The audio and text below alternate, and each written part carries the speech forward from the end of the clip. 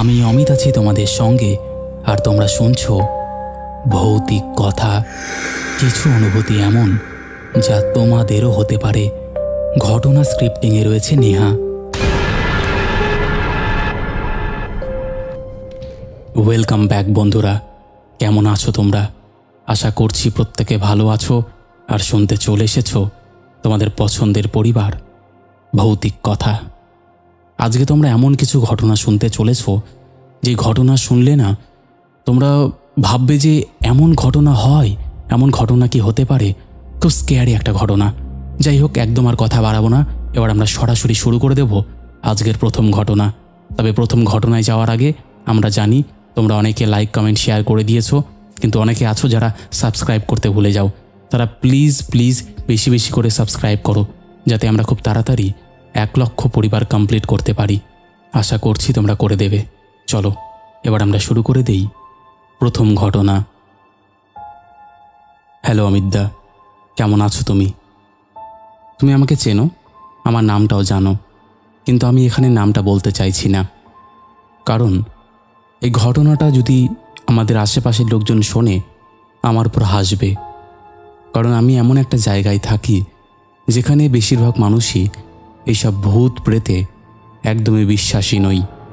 আর আমাদের এখানে তোমার চ্যানেলটা প্রত্যেকজন শোনে, কিন্তু সেখানে যদি দেখে আমি তোমাকে ঘটনাটা পাঠিয়েছি তাহলে আমাকে তারা প্রচণ্ড পরিমাণে ট্রোল করবে। তাই জন্যই আমি আজকে আমার নামটা বলছি না। আজকে আমি তোমাকে যে ঘটনাটা বলবো এটা বলতে পারো আমার এক বাস জার্নির ঘটনা। ওই রাতের পর থেকে আমি কখনো বলতে পারো রাতের বাসে আর একা যাই না। ঘটনাটা অনেক বছর আগের। শিলিগুড়িতে একটা কাজের জন্য গিয়েছিলাম। কাজ শেষ করে হঠাৎই কলকাতায় ফিরতে হবে। ট্রেনের কোনো টিকিট পাইনি, তাই বাধ্য হয়ে রাতের বাস ধরলাম। সাধারণ প্রাইভেট বাস, এসি না, খুব সাধারণ সিট। বেশিরভাগ লোকই লোকাল, কেউ বাড়ি ফিরছে, কেউ কাজের জন্য যাচ্ছে। আমি বাসে উঠে মাঝামাঝি একটা সিটে বসে পড়লাম। শুরুতে সব কিছু একদম নর্মাল ছিল। বাস ধীরে ধীরে শহর ছেড়ে বেরিয়ে এলো। আলো কমতে লাগলো, দোকানপাট ফাঁকা। তারপরে হাইওয়ে, চারপাশে অন্ধকার, মাঝে মাঝে ট্রাকের আলো এসে চোখে পড়ছে। বাসের ভেতরটা একটু একটু করে চুপ হয়ে গেল। বেশিরভাগ মানুষ ঘুমিয়ে পড়ল। আমি ফোনে একটু ভিডিও দেখে তারপর চোখ বন্ধ করলাম। কতক্ষণ ঘুমিয়েছিলাম জানি না। হঠাৎ একটা জোর ব্রেকের শব্দে ঘুম ভেঙে গেল। বাসটা থেমে গেছে। প্রথমে ভাবলাম কোনো যাত্রী নামবে, কিন্তু জানালার বাইরে তাকিয়ে দেখি চারপাশে কিছুই নেই, না দোকান না আলো, শুধু একটা ফাঁকা রাস্তা আর চারপাশে অন্ধকার। সময়টা তখন রাত প্রায় 2:30 হবে। ড্রাইভার আর হেল্পার দুজনেই নেমে গেছে। সামনে দাঁড়িয়ে কি যেন আলোচনা করছে। একটু অস্বাভাবিক লাগছিল, কারণ এই জায়গায় থামার কোনো কারণ ছিল না। বাসের ভেতরে 2-1 জন উঠে বসেছে। কেউ জিজ্ঞেস করছে কি হয়েছে, কিন্তু কেউ ঠিক উত্তর দিতে পারছে না। আমি জানালা দিয়ে বাইরে তাকিয়েছিলাম। তখনই প্রথম জিনিসটা চোখে পড়ল। রাস্তার বাঁদিকে একটু দূরে, প্রায় 50-60 মিটার মতন হবে, একটা মেয়ে দাঁড়িয়ে আছে, একা, রাত 2:30-টে। ওই রকম জায়গায়। ব্যাপারটা অস্বাভাবিক লাগলো। প্রথমে ভাবলাম হয়তো কোনো গাড়ি খারাপ হয়েছে, কিন্তু আশেপাশে তো আর কোনো গাড়ি নেই, আর মেয়েটা দাঁড়িয়েও নেই ঠিকভাবে। বারবার রাস্তার দিকে একটু এগিয়ে আসছে, আবার পিছিয়ে যাচ্ছে, যেন কোনো দ্বিধায় আছে। ড্রাইভারও ওই দিকে তাকিয়েছিল। তারপর হেল্পারটাকে কিছু একটা বলল। হেল্পার মাথা নেড়ে বাসের দিকে ফিরে এলো। উঠে এসে বলল, এই, কেউ নামবেন না, একটু দাঁড়ান। তার গলায় চাপা টেনশন ছিল। আমি তখনও ভাবছি হয়তো কোনো ঝামেলা হয়েছে, কিন্তু অদ্ভুত লাগছিল মেয়েটার আচরণ। সে সরাসরি সাহায্য চাইছে না, আবার পুরো চলেও যাচ্ছে না, শুধুই দাঁড়িয়ে আছে। তারপর ধীরে ধীরে রাস্তার মাঝখানে এসে দাঁড়ালো, বাসের সামনে, কিন্তু হাত তুলে থামানোর কোনো ইশারা নেই। ড্রাইভার তখনও বাস স্টার্ট করেনি। সে কেবিনে উঠে বসে তাকিয়ে আছে। প্রায় 1 মিনিট কেটে গেল, কেউ কিচ্ছু করছে না। বাসের ভেতরটা অস্বস্তিকর নীরব হয়ে গেছে। তারপর হঠাৎ ড্রাইভার বাস স্টার্ট করলো, কিন্তু সরাসরি এগোলো না, একটু ধীরে ধীরে এগোতে লাগলো, যেন পরিস্থিতি বোঝার চেষ্টা করছে। মেয়েটা তখন রাস্তার মাঝখানে দাঁড়িয়ে, মাথা নিচু, চুল মুখে পড়ে আছে। বাসটা তখন একদম সামনে গিয়ে প্রায় থেমে গেল। আমি তখন পরিষ্কার দেখতে পাচ্ছি, কিন্তু যেটা সব থেকে অদ্ভুত লাগলো, এত আলো পড়ার পরও তার মুখটা ঠিক বোঝা যাচ্ছে না, যেন আলো ঠিক মতো পড়ছেই না। ড্রাইভার হর্ন দিল, একবার, দুইবার, তবুও সে নড়ল না। তারপর হেল্পার জানালা দিয়ে চিৎকার করে বলল, সাইডে যান। কোনো রিয়াকশন নেই। প্রায় 10 সেকেন্ড এভাবেই দাঁড়িয়ে রইল। তারপর ড্রাইভার স্টিয়ারিং একটু ঘুরিয়ে বাসটা পাশ কাটিয়ে নিয়ে গেল। আমরা সবাই ভাবলাম বিষয়টা শেষ, কিন্তু ঠিক তখনই আমার মনে হলো, বাসটা যখন তাকে পাশ কাটিয়ে গেল, তখন সে একবার মাথা তুলে আমাদের দিকে তাকালো। আর সেই এক মুহূর্তটাই আমি ভুলতে পারিনি, কারণ তার মুখে কোনো এক্সপ্রেশন ছিল না, না ভয়, না সাহায্যের আবেদন, কিছুই না, একদম ফাঁকা, যেন সে আমাদের দেখছেই না। বাসটা এগিয়ে গেল, কিন্তু কেউ কথা বলছে না, সবাই চুপ। প্রায় 5 মিনিট পর পেছনের সিট থেকে একজন বলল, ওই জায়গাটা ঠিক না। তখন সামনে বসা একজন উত্তর দিল, কেন? সে বলল, এখানে নাকি অ্যাক্সিডেন্ট হয়েছিল। আমি এসব শুনে আর মাথা ঘামাইনি, নিজেকে বোঝাচ্ছিলাম সব নর্মাল, কিন্তু অদ্ভুত একটা অস্বস্তি হচ্ছিল, যেন কিছুই নেই। প্রায় আধ ঘন্টা পরে বাসটা আবার থামলো। এবার একটা ধাবার সামনে, আলো আছে, লোকজন আছে, সবাই একটু নেমে হাত পা ছড়াচ্ছে। আমিও নামলাম, কিন্তু নামার পর প্রথমেই যেটা খেয়াল করলাম, সেটা হলো ড্রাইভার আর হেল্পার দুজনেই খুব চুপচাপ। সাধারণত তারা যাত্রীদের সাথে মজা করে, কথা বলে, কিন্তু এরা একদম সিরিয়াস। আমি হেল্পারকে জিজ্ঞেস করলাম, কি হয়েছিল? সে একটু থেমে বলল, ও কিছু না, রাস্তায় মানুষ ছিল। আমি বললাম, তাহলে উঠালেন না কেন? সে চোখের দিকে না তাকিয়ে বলল, সবাইকে তোলা যায় না। এই উত্তরটা আমার ভালো লাগেনি, কিন্তু আর কিছু বলিনি। আবার বাসে উঠে পড়লাম। ভোরের দিকে কলকাতায় পৌঁছেও গেলাম। ঘটনাটা মাথায় ঘুরছিল, কিন্তু নিজেকে বোঝালাম, রাতে অনেক সময় ভুল লাগে, আলো ছায়ার খেলা, ক্লান্তি, এসব মিলিয়ে চোখে ভুল দেখা স্বাভাবিক। সবই ঠিক ছিল, কিন্তু আসল ব্যাপারটা আমি বুঝলাম 3 দিন পরে, যখন অফিসের এক কর্মীর সাথে গল্প করতে করতে এই ঘটনাটা বলছিলাম। সে হঠাৎ বলল, কোন রুটে আসছিলি? আমি জায়গাটা বললাম, আর সঙ্গে এটাও বললাম, রেগুলার শিলিগুড়ি কলকাতার যে রুট দিয়ে বাস যায়, সেই রুট দিয়ে যাওয়া যায়নি, অন্য রুট দিয়ে গিয়েছিল, আর তাকে সেই রুটটাও বললাম। এবার সে একটু চুপ করে থেকে বলল, ওই জায়গাটার ব্যাপারে তোরা জানিস না হয়তো, ওই জায়গায় অনেক সময় এরকম হয়। আমি হেসে বললাম, মানে? সে বলল, লোকজন বলে রাতে একটা মেয়ে নাকি রাস্তার মাঝখানে দাঁড়িয়ে থাকে, অনেক গাড়ি থামে, কিন্তু কেউ তাকে তোলে না। আমি বললাম, কেন? কারণে সে যা বলল সেটা আমি পুরোপুরি বিশ্বাস করিনি। তারপরে সে ঘটনাটা বলতে শুরু করলো, শোন তবে, আমি একদিন মালদা গিয়েছিলাম, জানিস তো মালদা? সেই মালদা থেকে আসার সময় আমার সঙ্গে ওই রুটে যা ঘটেছিল না, তুই কল্পনাও করতে পারবি না। আমি যে বাসে গিয়েছিলাম, সেই বাসের ড্রাইভার ও কন্ট্রাক্টরের সাথে আমার খুব ভালো সম্পর্ক। কখনো আমাকে টিকিট কাটতে হয় না। আমি যদি মালদা বা ওই সাইডে যাই, আমার জন্য কোনো সিটও ধরা থাকে না, আমি কেবিনেই থেকে যাই। আমরা 3 জন গল্প করি রাতে, সিগারেট খাই, এসব। তো এরকমই একদিন আমি মালদা থেকে ফিরছি, আর জানিস কি হয়েছে? তো আমরা 3 জন বসে থেকে সিগারেট খাচ্ছি। মোটামুটি ওই রুটে আসার পর আমি দেখতে পেলাম, মানে আমরা দেখলাম, রাস্তার মাঝখানে না মোটামুটি 20 থেকে 30টা কুকুর দাঁড়িয়ে আছে। মানে রাস্তাটা এমন করে ধরে দাঁড়িয়ে আছে, একটা বাসের পক্ষে অতগুলো কুকুরকে মেরে চলে যাওয়া পসিবল না, সবারই আত্মা কাঁপবে। একসঙ্গে যদি 20, 25, 30টা কুকুর রাস্তার মধ্যে ভিড় জমায়েত করে থাকে, তাহলে কেমন লাগবে বল? আর সবথেকে অদ্ভুত ব্যাপার কি জানিস?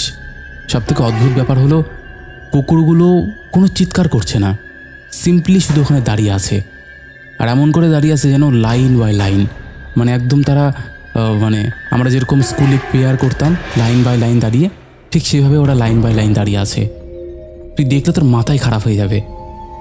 আর তার চোখগুলো একদম নর্মাল, কিন্তু মানে যেরকম আমরা শুনে থাকি চোখগুলো খারাপ হয়ে থাকে সেরকম না, একদম নর্মাল।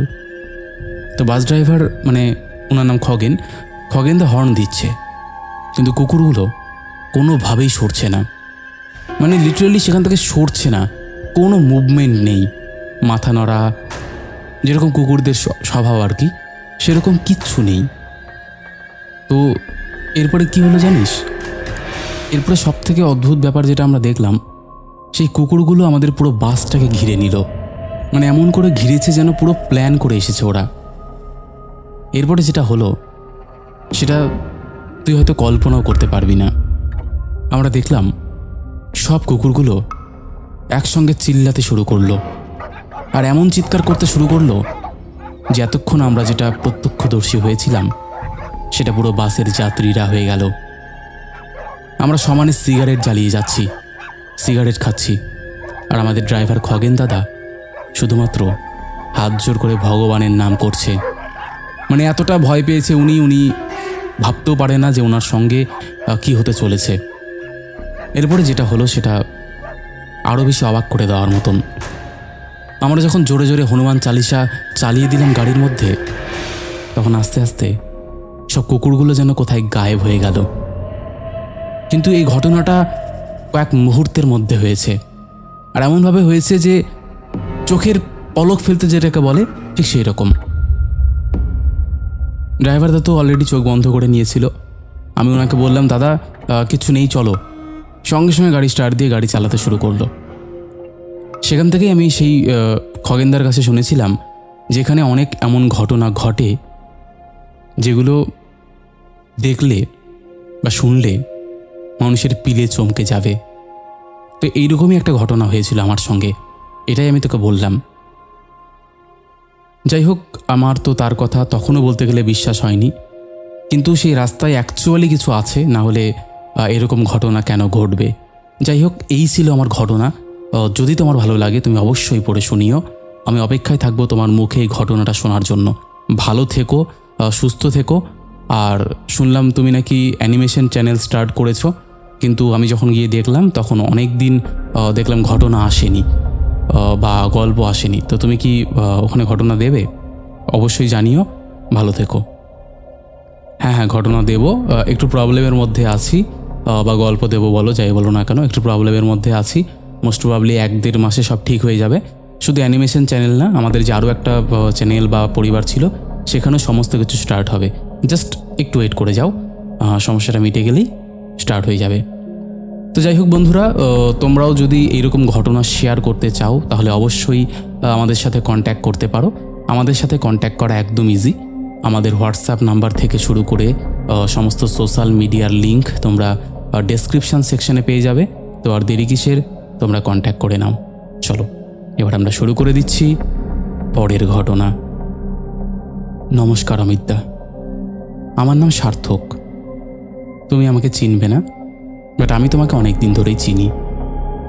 যাই হোক, আজকে আমি তোমাকে আমার জীবনের একটা ঘটনা শেয়ার করতে চলেছি। সার্থক হচ্ছে আমার ডাক নাম, কিন্তু আমার একটা ভালো নাম আছে, সেটা এখানে বললাম না। কারণটা তোমরা ঘটনা শুনলেই বুঝতে পারবে। ঘটনাটা যখনকার, তখন আমি একটা মেডিকেল কলেজের 3rd ইয়ারের স্টুডেন্ট। হস্টেলে থাকতাম। লাইফটা খুব রেগুলার ছিল। সকালে ক্লাস, বিকেলে ওয়ার্ড ডিউটি, আর রাতে পড়াশোনা। এর বাইরে তেমন কিছুই না। আমাদের কলেজটা শহরের একটু বাইরে, পুরনো ব্রিটিশ আমলের বিল্ডিং, চারপাশে বড় বড় গাছ, আর একটা আলাদা করে পোস্টমর্টেম বিল্ডিং আছে, যেটা মেন ক্যাম্পাস থেকে একটু দূরে ছিল। প্রথম দিকে ওই জায়গাটায় যেতে একটু ভয় লাগতো, কিন্তু পরে অভ্যেস হয়ে গিয়েছিল। কারণ মেডিকেল পড়তে গেলে এসব জিনিসে অভ্যস্ত না হলে চলেই না। ঘটনাটা ঘটেছিল শীতের এক রাতে, ডিসেম্বরের শেষের দিকে। তখন আমাদের ফরেনসিক প্র্যাকটিক্যাল নিয়ে খুব চাপ চলছিল। সেদিন রাতে প্রফেসর আমাদের কয়েকজনকে বললেন যে পরের দিনের জন্য একটা স্পেশাল কেস স্টাডি তৈরি করতে হবে, আর সেটা করতে হলে পোস্টমর্টেম রুমের কিছু রেকর্ড আর স্যাম্পল দেখতে হবে। সাধারণত রাতে ওই বিল্ডিংয়ে কেউ যায় না, কিন্তু আমরা 5 জন ঠিক করলাম একসাথে গেলে সমস্যা নেই। রাত তখন প্রায় 10:30। পুরো ক্যাম্পাস প্রায় ফাঁকা হয়ে গেছে, কেবল দূরে দূরে কয়েকটা লাইট জ্বলছে। আমরা টর্চ আর ফোনের ফ্ল্যাশ নিয়ে হাঁটতে হাঁটতে পোস্টমর্টেম বিল্ডিংয়ের দিকে যাচ্ছিলাম। প্রথমে সব কিছু একদম নর্মালি ছিল। মাঝে মাঝে কুকুর ডাকছিল, গাছের পাতার শব্দ হচ্ছিল। কিন্তু বিল্ডিংয়ের কাছাকাছি যেতেই কেমন যেন একটা ঠান্ডা হাওয়া লাগতে শুরু করলো। অদ্ভুত ঠান্ডা, যেন হাওয়ার মধ্যে একটা গন্ধ আছে। আমি ঠিক বোঝাতে পারবো না, কিন্তু সেটা ছিল পচা কিছু একটা আর ওষুধের মিশ্রণ। আমরা ভেতরে ঢোকার সময় গেটটা একটু কড়কড় করে শব্দ করে খুলল, আর সেই আওয়াজটা পুরো নির্জন জায়গায় অস্বাভাবিকভাবে বড় লাগছিল। ভেতরে ঢুকে দেখি লাইটগুলো বন্ধ, কিন্তু এমার্জেন্সি লাইটের হালকা হলুদ আলো জ্বলছে। আমরা নিজেদের কাজ শুরু করলাম। একটা টেবিলের উপর ফাইল খুলে বসে পড়লাম। প্রথম আধ ঘন্টা সব কিছু ঠিকঠাকই চলছিল, কিন্তু কেউ নোট নিচ্ছিল, কেউ স্যাম্পেল দেখছিল। হঠাৎ আমাদের মধ্যে একজন, নাম ধরা যাক রাহুল, সে বলল, তোরা কেউ কি দরজাটা খুললি? আমরা সবাই মাথা তুলে দেখি রুমের একদম শেষের দিকে একটা লোহার দরজা, যেটা আগে বন্ধ ছিল, এখন আধ খোলা। আমরা ভেবেছিলাম হয়তো আগে থেকেই খোলা ছিল, খেয়াল করিনি। কেউ বিশেষ গুরুত্ব দিল না। কিন্তু 5 মিনিট পর আবার একটা শব্দ হলো, ঠক ঠক, যেন কেউ ভেতর থেকে ধীরে ধীরে দরজায় চাপ দিচ্ছে। এবার একটু অস্বস্তি শুরু হলো। আমরা একে অপরের দিকে তাকালাম, কিন্তু কেউ কিছু বললাম না। আমি সাহস করে উঠে দাঁড়ালাম, বললাম, আমি দেখে আসি। যতই এগোচ্ছিলাম ঠান্ডাটাও যেন বাড়ছিল। দরজার কাছে গিয়ে হাত দিয়ে ঠেলতেই সেটা নিজে থেকেই একটু বেশি খুলে গেল। ভেতরে একদম অন্ধকার। টর্চের আলো ফেলতেই দেখি একটা স্ট্রেচার, আর তার উপর একটা দেহ ঢাকা সাদা কাপড়ে। এটা খুব অস্বাভাবিক কিছু না, কারণ এখানে মৃতদেহই রাখা হয়। কিন্তু অদ্ভুত ব্যাপারটা হলো, স্ট্রেচারটা আগে এখানে ছিল না। আমরা ঢোকার সময় ওই ঘরটা পুরো খালি ছিল। আমি পেছনে তাকিয়ে বন্ধুদের ডাকলাম, তারা সবাই এসে দাঁড়ালো। কেউ বলল হয়তো কেউ নতুন বডি এনে রেখে গেছে, কিন্তু তখন তো আর কেউ থাকার কথা না। আমরা ঠিক করলাম ফিরে যাব, কারণ অদ্ভুত লাগছিল ব্যাপারটা। আমরা বেরোতে যাব ঠিক তখনই আবার সেই শব্দ, ঠক ঠক ঠক ঠক। এবার একটু জোরে। সবাই একসাথে থমকে গেলাম। আমি স্পষ্ট শুনলাম শব্দটা আসছে ওই স্ট্রেচারের দিক থেকে। রাহুল ফিসফিস করে বলল, কাপড়টা নড়ছে না তো? আমি তাকিয়ে দেখি সত্যি সাদা কাপড়টা খুব আস্তে আস্তে ওঠানামা করছে, যেন কেউ নিঃশ্বাস নিচ্ছে। আমার বুকের ভেতরটা ধক ধক করতে লাগলো। আমরা কেউ আর এগোতে পারছিলাম না, কিন্তু চোখ সরাতেও পারছিলাম না। হঠাৎ করেই কাপড়টা এক ঝটকায় একটু উঠে গেল, আর আমি যা দেখলাম সেটা আজও ভুলতে পারিনি।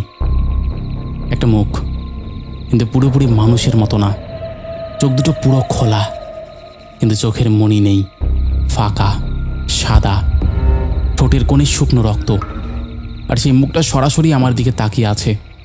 আমি চিৎকার করতে গিয়েও পারলাম না, মনে হচ্ছিল গলাটা আটকে গেছে। পরের মুহূর্তে স্ট্রেচারটা নিজে থেকেই একটু সামনে এগিয়ে এলো, যেন কেউ ঠেলছে। তখনই আমাদের মধ্যে হঠাৎ একজন চিৎকার করে উঠল, আর আমরা সবাই একসঙ্গে দৌড়ে বেরিয়ে এলাম।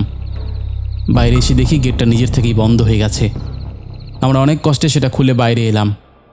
তারপর আর কেউ ফিরে তাকায়নি। সোজা হোস্টেলে ফিরে এলাম। সে রাতে আমরা কেউ ঘুমোতে পারিনি। পরের দিন সকালে সাহস করে আবার কয়েকজন সিনিয়রকে নিয়ে গেলাম ওই বিল্ডিংয়ে, কিন্তু গিয়ে দেখি সব কিছু আগের মতোই। কোনো স্ট্রেচার নেই, কোনো দেহ নেই। সেই দরজাটাও পুরো বন্ধ। আমরা ভাবলাম হয়তো রাতের অন্ধকারে ভুল দেখেছি, কিন্তু ঘটনাটা এখানেই শেষ না। ওই ঘটনার পর থেকে আমার জীবনটা বদলে যেতে শুরু করলো। প্রথম কয়েকদিন আমি ঠিকঠাক ছিলাম, কিন্তু তারপর থেকে রাতে ঘুমোতে গেলেই একটা অদ্ভুত অস্বস্তি বা অদ্ভুত অনুভূতি হতো। মনে হতো কেউ আমার পাশে দাঁড়িয়ে আছে। মাঝে মাঝে মনে হতো কেউ আমার নাম ধরে ডাকছে, খুব আস্তে করে, আর সেই গলাটা ঠিক ওই মৃতদেহটার মতোই শোনাতো। একদিন রাতে হঠাৎ ঘুম ভেঙে দেখি আমার রুমের দরজাটা হাত খোলা, অথচ আমি তো সেটা বন্ধ করেই ঘুমোচ্ছিলাম বা ঘুমিয়েছিলাম। দরজার ফাঁক দিয়ে যেন কেউ দাঁড়িয়ে আছে, একটা ছায়া। আমি উঠে বসে পড়তেই সেটা ধীরে ধীরে সরে গেল। আমি দৌড়ে দরজা বন্ধ করলাম, কিন্তু তখনও মনে হচ্ছিল বাইরে কেউ দাঁড়িয়ে আছে। এরকম ঘটনা বাড়তেই লাগলো। আমি ধীরে ধীরে ভেঙে পড়ছিলাম। পড়াশোনায় মন বসছিল না, রাতে ঘুম আসতো না। শেষে বাধ্য হয়ে আমি কলেজ ছাড়ি, ছেড়ে বাড়ি চলে আসি কিছুদিনের জন্য। কিন্তু আশ্চর্যের ব্যাপার, বাড়িতে আসার পরেও সেই অনুভূতিটা যায়নি। মাঝে মাঝে এমনও মনে হয় আমি একা না, কেউ যেন আমার সাথে ঘুরে বেড়াচ্ছে। আমি জানি না ওই রাতে আমরা আসলে কি দেখেছিলাম। সেটা কি সত্যি একটা মৃতদেহ ছিল না অন্য কিছু? কিন্তু আমি একটা জিনিস নিশ্চিত করে বলতে পারি, সেটা কোনো মানুষ ছিল না। আর সবচেয়ে ভয়ের ব্যাপারটা হলো, সে হোস্টেলে আমি এরপরে যখনই থাকতাম, ডিউটিতে আমি যেতাম, তখনই আমার ভয় লাগতো। মনে হতো কেউ আমার পাশে আছে। যাই হোক, এভাবেই আমি আমার মেডিকেলের পড়াশোনা শেষ করি। এখন বর্তমানে আমি একজন ডাক্তার। নাম আমি বলছি না, বললে হয়তো সবাই চিনতে পারবে।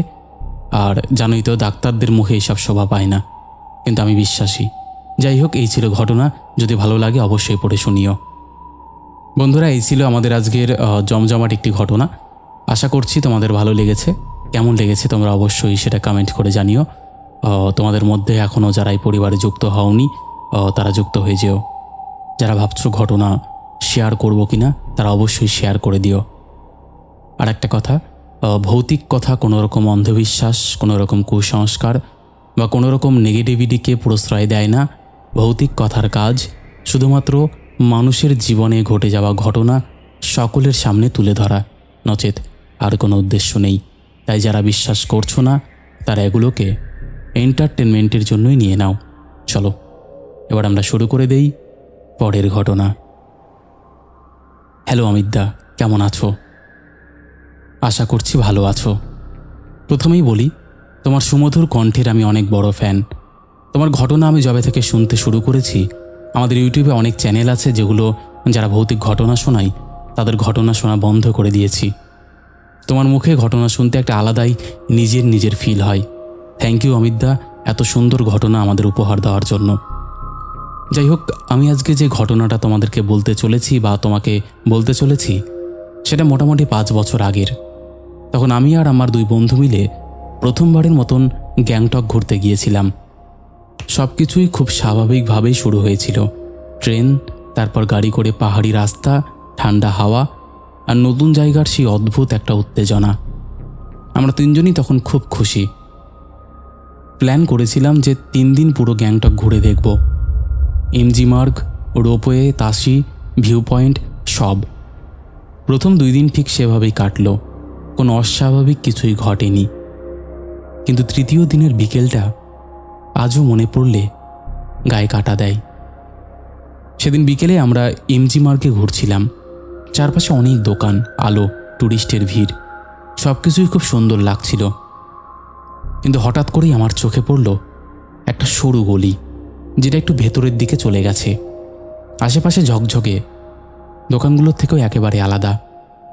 গলিটার ভেতরে আলো কম, আর অদ্ভুতভাবে ঠান্ডাটাও একটু বেশি লাগছিল। আমার বন্ধুরা যেতে চাইছিল না, কিন্তু আমি কেন জানি না অদ্ভুত একটা টান অনুভব করছিলাম, যেন খুব ভেতর থেকে ডাকছে। শেষে আমি একাই ঢুকে পড়লাম গলিটার ভেতরে। কিছু দূর যাওয়ার পর দেখলাম একটা ছোট্ট দোকান, কাঠের তৈরি। দরজার উপরে ঝুলছে পুরনো ঘণ্টা, হালকা বাতাসে টুংটাং করে বাজছে। দোকানের ভেতরে তাকিয়ে দেখি অনেক রকম জিনিস, পুরনো মুখোশ, কাঠের মূর্তি আর অনেকগুলো পুতুল। কিন্তু পুতুলগুলো অন্যরকম, তাদের চোখগুলো যেন জীবন্ত, যেন আমার দিকেই তাকিয়ে আছে। আমি ভেতরে ঢুকতেই ঘণ্টাটা হঠাৎ বেজে উঠল জোরে করে, অথচ বাইরে কোনো হাওয়া ছিল না। ভেতরে একজন বুড়ো মানুষ বসেছিল, চুপচাপ আমার দিকে তাকিয়ে। তার চোখ দুটো অদ্ভুতভাবে অদ্ভুত, খুব গভীর, যেন অনেক কিছু জানে। সে ধীরে ধীরে বলল, কিছু খুঁজছ? আমি একটু অস্বস্তি নিয়ে বললাম, না, শুধু দেখছি। তখন সে একটা পুতুল তুলে আমার দিকে বাড়িয়ে দিল। পুতুলটা ছোট কিন্তু অদ্ভুতভাবে সুন্দর, একটা মেয়ের মতো দেখতে, লাল পোশাক, কালো চুল, আর চোখ দুটো যেন কাচের নয়, একেবারে জীবন্ত। আমি হাত দিয়ে ধরতেই মনে হলো ঠান্ডা বরফের মতো। আমি হালকা চমকে উঠলাম। তখন বুড়োটা হাসলো, বলল, এটা তোমারই জন্য। আমি অবাক হয়ে জিজ্ঞেস করলাম, কেন? সে শুধু বলল, ও নিজেই তোমাকে বেছে নিয়েছে। কথাটা কিন্তু হাসতে হাসতে বলল। কথাটা শুনে আমি অদ্ভুত একটা অস্বস্তি অনুভব করলাম, কিন্তু কেন জানি না পুতুলটা কিনে ফেললাম। দামও খুব কম বলল। দোকান থেকে বেরিয়ে আসার পর দেখি আমার বন্ধুরা বাইরে দাঁড়িয়ে আছে। তারা বলল, আমি অনেকক্ষণ ধরেই ভেতরে ছিলাম, কিন্তু আমার তো মনে হচ্ছিল মাত্র 5 মিনিট। রাতে হোস্টেলে ফিরে আমরা সবাই ক্লান্ত ছিলাম, তাই তাড়াতাড়ি ঘুমিয়ে পড়লাম। পুতুলটা আমি আমার ব্যাগে রেখে দিয়েছিলাম, কিন্তু রাতের মাঝখানে হঠাৎ আমার ঘুমটা ভেঙে গেল। কেন জানি না মনে হচ্ছিল কেউ আমার দিকে তাকিয়ে আছে। আমি চোখ খুলে দেখি ঘরটা অন্ধকার, শুধু জানালা দিয়ে একটু আলো আসছে, আর সেই আলোই আমি স্পষ্ট দেখতে পেলাম পুতুলটা আমার ব্যাগের বাইরে টেবিলের উপর বসে আছে। আমি থমকে গেলাম। আমি তো নিজে ওটাকে ব্যাগের ভেতর রেখেছিলাম। আমি নিজেকে বোঝানোর চেষ্টা করলাম, হয়তো ভুলে গেছি। আবার শুয়ে পড়লাম, কিন্তু কিছুক্ষণ পর আবার একটা শব্দ পেলাম, যেন কারোর পায়ের আওয়াজ, খুব ধীরে ধীরে, টুক টুক টুক। আমি উঠে বসে পড়লাম, আর তখনই দেখলাম পুতুলটা টেবিলে নেই, সেটা এখন দরজার কাছে। আমার বুকের ভেতর ধকপক করতে লাগলো। আমি আমার বন্ধুকে ডাকতে গেলাম, কিন্তু গলা দিয়ে কোনো শব্দ বেরোলো না। ঠিক তখনই পুতুলটার মাথাটা ধীরে ধীরে ঘুরে আমার দিকে তাকালো। আমি শপথ করে বলছি, অমিতদা, আমি স্পষ্ট দেখেছিলাম ওর চোখ নড়ছে। তারপর একটা খুব ক্ষীণ আওয়াজ, যেন কেউ ফিসফিস করে বলছে, ফিরে দাও। আমি ভয়ে প্রায় জ্ঞান হারিয়ে ফেলেছিলাম। সকালে যখন ঘুম ভাঙল, সব কিছু আবার স্বাভাবিক। পুতুলটা আবার আমার ব্যাগের ভেতরে। আমি কাউকে বলিনি, ভাবলাম হয়তো দুঃস্বপ্ন দেখেছি। কিন্তু সেদিন থেকেই অদ্ভুত ঘটনা শুরু হলো। আমি যেখানেই যাই মনে হতো কেউ আমাকে অনুসরণ করছে, আর রাতে ঘুমোলেই একই স্বপ্ন, সেই দোকান, সেই বুড়ো আর পুতুলটা। প্রতিদিন একটু একটু করে বদলাতে লাগলো সব। একদিন দেখি পুতুলটার মুখে একটা হালকা হাসি, যেটা আগে ছিল না। আর একদিন দেখি ওর হাতের অবস্থান বদলে গেছে। আমি নিশ্চিত ছিলাম আমি ওকে স্পর্শই করিনি। সেদিন যখন আমরা গ্যাংটক থেকে ফিরছিলাম, গাড়িতে বসে হঠাৎ আমার কানে আবার সেই ফিসফিস শব্দ। আমি আর সহ্য করতে পারছিলাম না। কলকাতায় ফিরে আসার পরও সেই অনুভূতিটা যায়নি। একদিন রাতে হঠাৎ দেখি আমার ঘরের দরজা নিজে নিজে খুলে গেল, আর দরজার সামনে দাঁড়িয়ে আছে সেই পুতুল। আমি তখন আর কিছু না ভেবে পরের দিনই আবার গ্যাংটকে যাওয়ার সিদ্ধান্ত নিলাম, শুধু পুতুলটা ফেরত দেওয়ার জন্য। গ্যাংটকে পৌঁছে সেই গলিটা খুঁজে বের করলাম, আর সেই দোকানে নিয়ে গিয়ে ফিরিয়ে দিয়ে আসলাম। সেই দাদুটাকেও আমি জিজ্ঞেস করলাম যে, পুতুলটা তুমি আমাকে কেন দিয়েছিলে সেটা বলো। সেই দাদুটা আমাকে কোনো উত্তর দেয়নি। অনেকবার জিজ্ঞেস করেছি, কিন্তু কোনো উত্তর দেয়নি। শুধু আমি যখন চলে আসছিলাম তখন সে আমাকে বলল, ভালো করেছ, তবে শোনো, আজকে রাতটা কিন্তু তুমি কোনোভাবেই এখানে কাটিও না, চলে যাও। সত্যি বলতে আমি একদম দেরি করিনি। যত টাকায় লাগুক ভাড়া দিয়ে আমি নিচে নেমে গেছিলাম। এসে শিলিগুড়িতে ছিলাম, তারপরে আমি কলকাতা ফিরি। তো অমিতদা, এই ছিল ঘটনা। যদি ভালো লেগে থাকে অবশ্যই তুমি সবার মাঝে শেয়ার করো। আমি অপেক্ষায় থাকবো, তুমি এই ঘটনাটা শেয়ার করবে। আর আমি সবাইকে বলবো, কোনো নতুন জায়গায় গিয়ে এইসব জিনিস কেনা থেকে বিরত থাকো, এইসব পুতুল টুতুল কেনা থেকে বিরত থাকো। এরকম পুতুল আমাদের জীবনে অনেক অন্ধকার ডেকে আনতে পারে। তোমরা আমার এই ঘটনাটা শুনে হয়তো বুঝতেই পারলে। জানি না তোমাদের এই ঘটনাটা কেমন লেগেছে। যদি ভালো লেগে থাকে অবশ্যই তোমরা কমেন্ট করে জানিও। আমার কাছে জানা আরও একটা ঘটনা আছে, যদি এই ঘটনাটা সবার ভালো লেগে থাকে তাহলে আমি সেটাও লিখে পাঠাবো। ভালো থেকো। তো বন্ধুরা, এই ছিল আমাদের আজকের জমজমাট ঘটনাগুলো। আশা করছি তোমাদের ভালো লেগেছে। কেমন লেগেছে তোমরা অবশ্যই সেটা কমেন্ট করে জানিয়ে দাও। চলো আর কথা না বাড়িয়ে এবার আমরা শুরু করে দিচ্ছি শাউট আউট পর্ব। শেষের এপিসোডে ফার্স্ট কমেন্ট করেছে সুশান্ত সাহা, সেকেন্ড কমেন্ট করেছে সুমতি সরকার, থার্ড কমেন্ট করেছে সুনীতি দেবনাথ। তিনজনেই লাভ লাভ রিয়াক্ট দিয়েছে।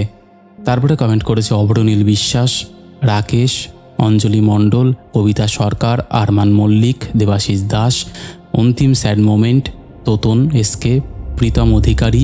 তারপরে আরও কমেন্ট করেছে সাথী সান্ত্রা, অনন্যা ভৌমিক, সঙ্গীতা মজুমদার, সম্রাট ঘোষ, রাহুল মোল্লা, গীতা গোস্বামী লিখেছে দেখো ভাই এখন মিউজিকটা কমিয়েছে, কত সুন্দর তোমার ঘটনাগুলো লাগছে, কি অপূর্ব ঘটনা, তোমার এই সুন্দর কণ্ঠে মিউজিক বেশি লাগবে না। থ্যাংক ইউ দিদি। তারপরে কমেন্ট করেছে তামিম, লিখেছে দাদা আমি তোমাকে একটা সত্য ভূতের ঘটনা জানি, যেসব বাস্তবের ভৌতিক কথায় এমন ঘটনা খুবই কম বলতে পারো।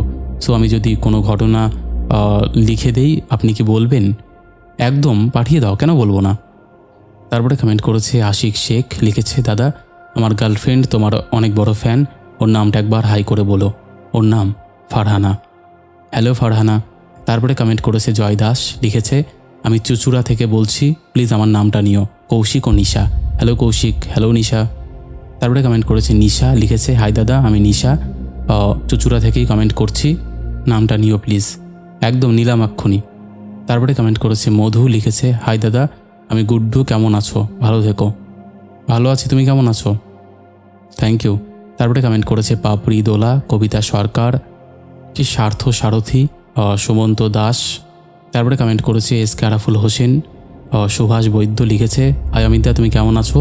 অনেক দিন পর চলে এলাম তোমার গলার ভয়েসে ঘটনা শুনতে। অমিতদা তুমি ভালো আছো? এতদিন আমার ফোনটা খারাপ ছিল বা খারাপ হয়ে গিয়েছিল, ঠিক টাইম মতো আসতে পারিনি, এবার থেকে আসবো। Hello Subhash, thank you. তারপরে কমেন্ট করেছে সুমিত ঘোষ, পার্থ ভৌমিক, মিঠু ধারা, সমীর সরকার, লিখেছে অমিতদা তোমার ঘটনা শুনছি, এখন কানে হেডফোন লাগিয়ে আমার নামটা একবার হ্যালো করে বলো। হ্যালো সমীর। তারপরে কমেন্ট করেছে অসীম দাস, রাজেশ মল্লিক, জবা দেবী, শিহাব শাফিরউদ্দিন, মৌসুমি ব্লগস, লিখেছে অ্যাডভান্স শুভ নববর্ষ অমিত ভাই, আমার ছেলে ঋষভ তোমাকে শুভ নববর্ষ জানিয়েছে। হ্যাঁ শুভ নববর্ষ। তারপরে কমেন্ট করেছে অনন্যা কর্মকার, লিখেছে হাই দাদা আমি হুগলি থেকে কমেন্ট করছি, আমার নাম অনন্যা, আজকের ঘটনাটা নিয়ে কোনো কথা হবে না। Thank you. তারপরে আরও কমেন্ট করেছে Kartik Saha, Uday Mitra, Biswajit Sardar, U Das, mister Ashik, MD Mon, Amita ঠাকুর, লিখেছে রেল লাইনের ঘটনা শুনতে ভালো লাগবে জানি, অ্যান্ড পরের ঘটনাটা ভালো হবে জানি। একদম। তো এইরকম অসংখ্য প্রিয় মানুষেরা আমাদের শেষের এপিসোডে কমেন্ট করেছে, যাদের কমেন্ট আমি আর চাইলেও পড়তে পারছি না। তো আজকের মতন এখানেই শেষ করছি, আবার দেখা হবে নতুন কোনো ঘটনা নিয়ে।